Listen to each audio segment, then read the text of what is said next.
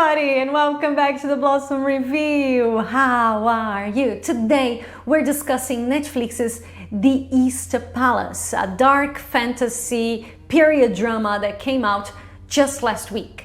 And don't worry, today this review is spoiler free.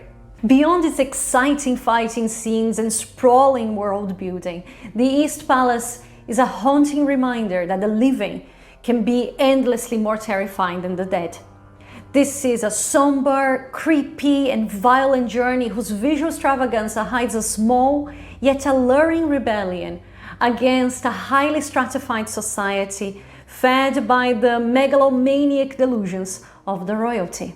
The East Palace opens on a dark, rainy night at some point during the Joseon dynasty. We follow the tragic death of the crown prince, played by the remarkable Kwak Dong-yeon, the latest victim of a curse that has taken the lives of two other crown princes before him. While the king, played by Cho Seung-woo, refuses to believe that mere ghosts have been causing the string of tragedies assailing the royal court, the queen dowager, played by Chang Yeon-nam, reminds him that 30 years ago, the crown princes also passed away one after another, and the palace's pawned spirit was to blame. While the queen starts taking measures to avoid further misfortune, the king remains impassive. But that's set to change when his youngest and last remaining son becomes possessed by a spirit who not only threatens the young boy's life, but also declares their determination to eradicate the entire royal lineage. The king then decides to, coerce our hero Gu Cheon, played by Nam Joo-hyuk, into helping him. Besides his endless knowledge of shamanism, Gu Cheon has the uncanny ability to navigate between our world and the realm of spirits, where he becomes a powerful ghost slayer. His mission is to encounter this evil pawn spirit and get rid of it before it kills the young crown prince. Otherwise, the king will make sure that Gu Cheon joins the spectral realm for good. As per the king's wishes, Gu Cheon is to be assisted by Seng-gang, played by No Yoon-so, an outspoken and courageous court lady who can hear the dead. Together, they embark on a whirlwind journey of political intrigue, sinful secrets, and monstrous mayhem that aren't necessarily due to anything supernatural. The East Palace is indeed an excellent piece of visual storytelling. Dialogue is written and delivered with surgical precision, turning silence into a powerful tool for establishing mystery and dread.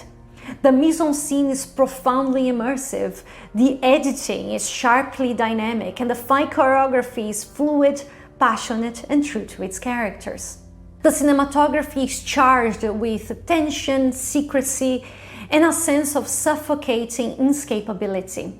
Lots of wide shots turn the palace into an active character in the narrative, a monumental presence whose power and status are dangerously seductive and hauntingly overwhelming.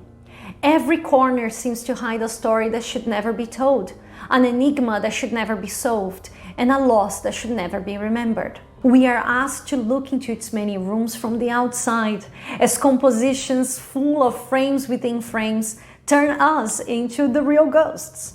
We are invited to float from spot to spot and observe characters become ever more confined by their lust for power or by the discrimination they are subjected to. At the same time, these compositions make us feel like we're not the only ones watching these events unfold.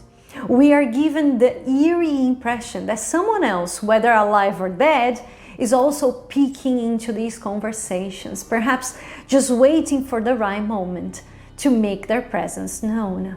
As a consequence, the East Palace boasts some spectacular world building, carefully devised by both its narrative and visual language. Director Choi deserves unreserved praise for his meticulously constructed spatial design and visual effects, which are unbelievably mostly practical. Thematically, this story feels very close to Netflix's recently released sci-fi thriller Human Vapor, which we reviewed last week, in its examination of human avarice and social oppression.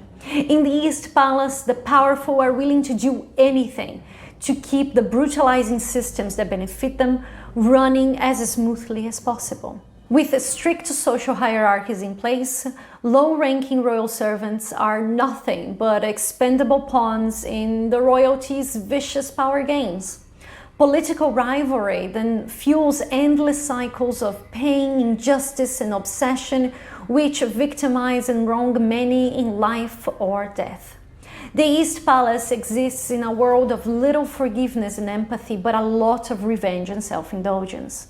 The narrative that weaves all these elements together finds a solid foundation in Korean folklore and slowly reveals itself as a complex fabric made of all sorts of twists and turns. Some of these twists might be a bit predictable, but some others are bound to catch you off guard. Most of its loose ends are nicely tied up by the end of the show, but the East Palace wavers in making sensible use of some of its secondary characters and fails to avoid a few melodramatic decisions along the way. That's probably why its pacing feels a tad volatile. Some episodes are a lot tighter than others, but some installments inevitably mark a lull in the development of the main plot. What remains unchanging, however, is the superb dynamic between Gucheon and Sengang, which easily stand for the core of the East Palace.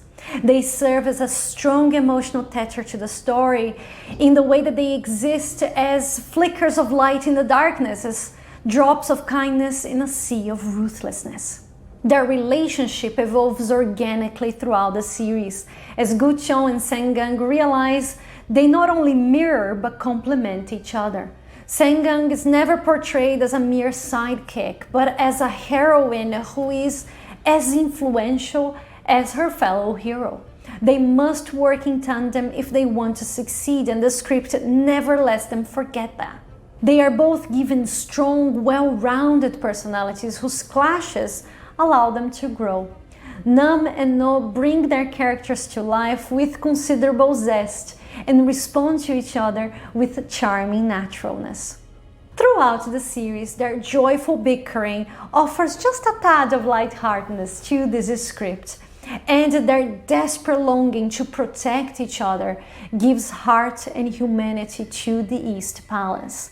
These are very much needed since Chang Yeon-nam delivers an evil, maniacal villainess whose performance exudes awe-inspiring strength and madness.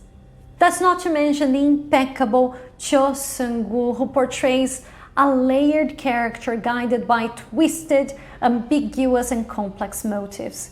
He's simply mesmerizing as he blends vileness and vulnerability in a role that never lets you get too close, but entices you to figure out what sorts of secrets he so fiercely hides. If you're looking to scratch a niche for a series that blends dark fantasy with action galore and an intense historical drama, the East Palace certainly is a very, very tempting option full of thrills and technical prowess. Counting on a talented cast, remarkable visuals, and an intriguing narrative, this series is nothing short of an atmospheric, unsettling, and engaging adventure for fans of similar genre-blending fare. The East Palace isn't as scary as it is shocking, turning the supernatural into a tool for the exploration of the sickening lengths people will go to maintain their power and protect their self-interest. Because while there is something undeniably exhilarating about the unknown, the East Palace reminds us that true horror lurks among the living. The East Palace is available on Netflix. Quick reminder that our complete review of The East Palace is now available on the Blossom Review, and over on Substack this week we reviewed Ueda Makoto's You Are the Film, which was shown at the Fantasia International Film Festival. I'll leave all the links in the description if you guys would like to give them a read. Guys, thank you so very much for being here. I really hope that you like this video and you subscribe so I can see you here every week for a new review. Take very good care of yourself, and I'll see you very, very soon. Big kiss. Bye.